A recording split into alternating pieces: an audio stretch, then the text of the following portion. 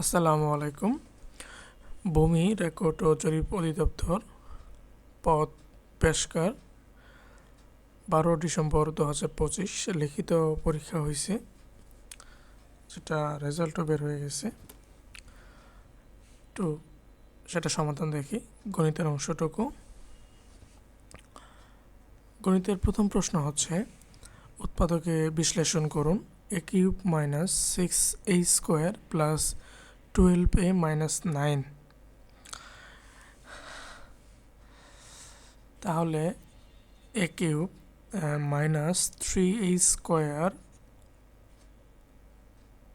-3a² লেখা যাবে এবং 12a অর্থাৎ +9a plus 3a equal plus 12a -9। আমরা প্রথমে a² কমন নিতে পারি, থাকবে হচ্ছে a -3। তারপরে হলো এইখানে আমরা 3 কমন নিতে পারি, 3a কমন নিতে পারবো, থাকবে হচ্ছে a -3 প্লাস 3 কমন নিলে পাওয়া যাবে a -3।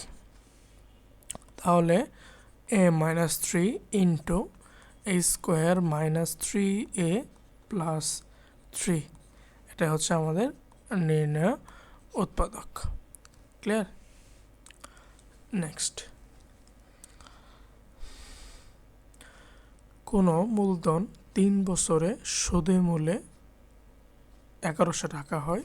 সুদ আসলের 8/3 অংশ হলে বা 3/8 অংশ হলে আসল ও সুদের হার কত? আচ্ছা, তাহলে অঙ্কটা যদি আমরা আসল 8 টাকা ধরে নেই, তাহলে সুদ হবে 3 টাকা। ধরি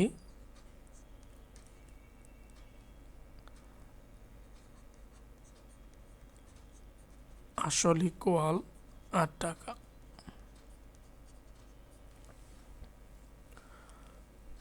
অতএব সুদ ইকুয়াল 3 টাকা, কারণ আসলের 8/3 অংশ। তাহলে সুদ আসল হবে 11 টাকা। সুদ আসল ইকুয়াল 8 প্লাস 3 ইকুয়াল 11 টাকা।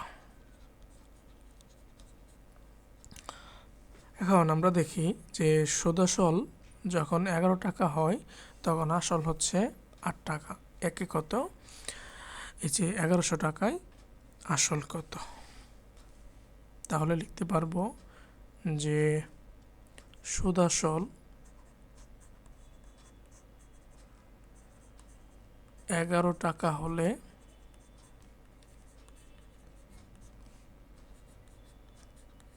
আসল ইকুয়াল 8 টাকা।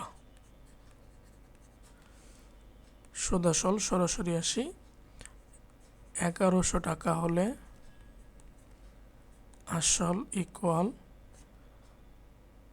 8 ইন্টু 1100 ডিভাইডেড বাই 11। 11 1 100 ইকুয়াল 800 টাকা হচ্ছে আসল। এখান থেকে আমরা এটার সুদ বের করতে নিতে পারবো। সুদ সমান হচ্ছে সুদ আসল হচ্ছে 1100 থেকে 800 বাদ দিলে থাকবে হচ্ছে 300 টাকা। ঠিক আছে? আচ্ছা,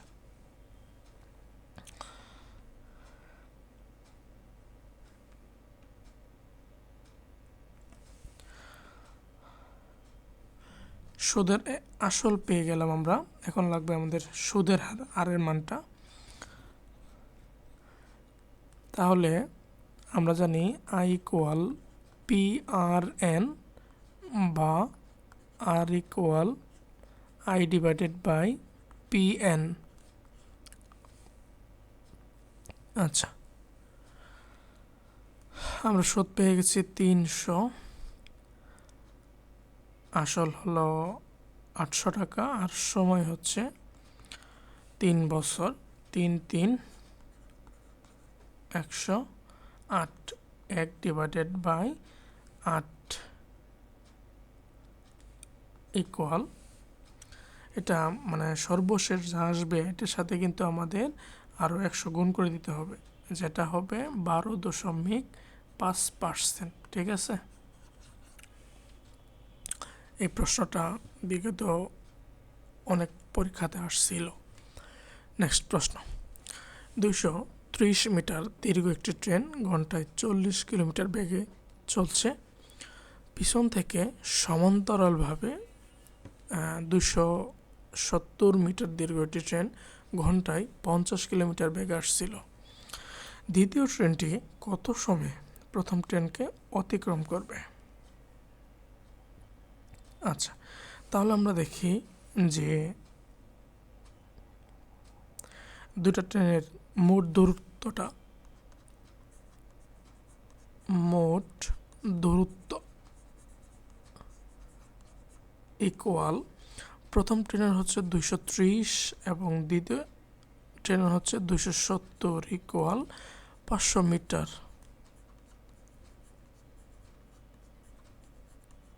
ঠিক আছে, এবং আপেক্ষিক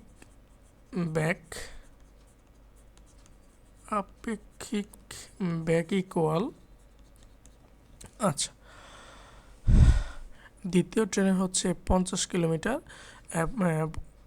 প্রথম ট্রেনের হচ্ছে 40 কিলোমিটার। তাহলে 50 থেকে 40 বাদ দিলে হচ্ছে 10 কিলোমিটার পার ঘন্টা কিন্তু। হ্যাঁ, ওকে, এটাকে যদি মিটার পার সেকেন্ডে নিয়ে আসা যায়, এটা হবে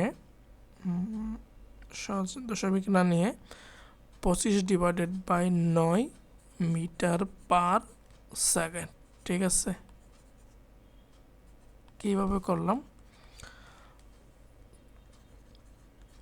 কিলোমিটার মানে হচ্ছে 1000 ডিভাইডেড বাই 3600। ঠিক আছে, এত সেকেন্ড। অতএব নির্ণয়ের সময়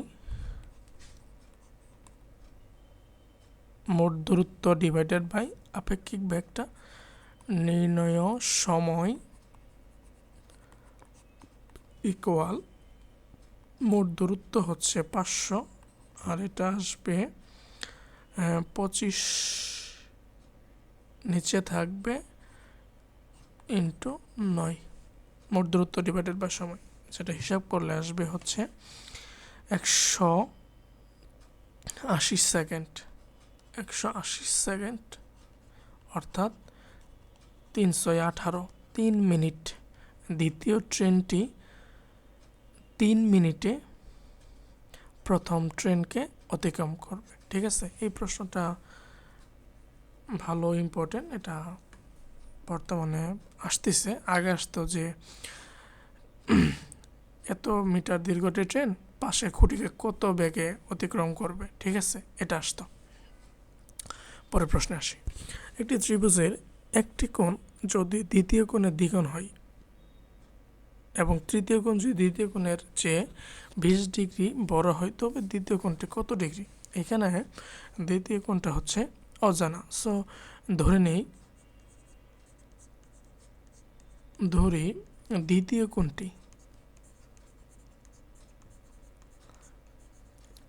কোণটি ইকুয়াল এক্স ডিগ্রি ধরে নিলাম।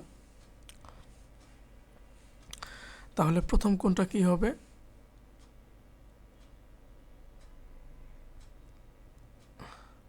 এটা হচ্ছে প্রশ্ন, হচ্ছে এটা 3 গুণ ছিল। হ্যাঁ, এটা 3 গুণ হয়।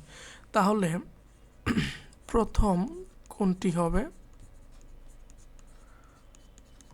3x মানে 3x ডিগ্রি, এবং তৃতীয় কোণ যদি দ্বিতীয় কোণের চেয়ে 20 ডিগ্রি হয়,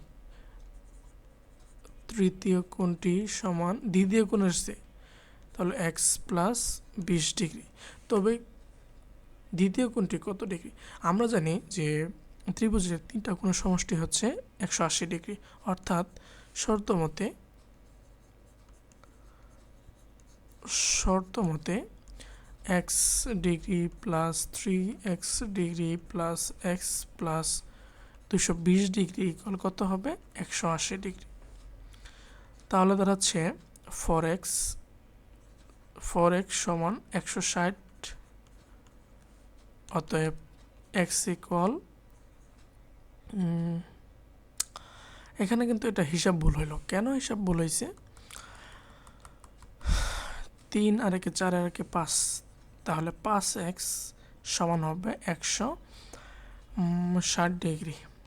অতএব x ইকুয়াল 160 ডিভাইডেড বাই হচ্ছে 5, যেটা হিসাব করলে আসবে 5 3 5 15, হাতের 1 10,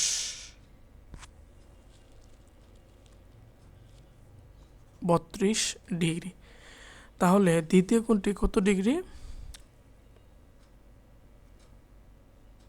দ্বিতীয় কোণটি হচ্ছে 32 ডিগ্রি। ঠিক আছে, এবং তৃতীয় কোণটা হলো 50-52 ডিগ্রি। ধন্যবাদ সবাইকে।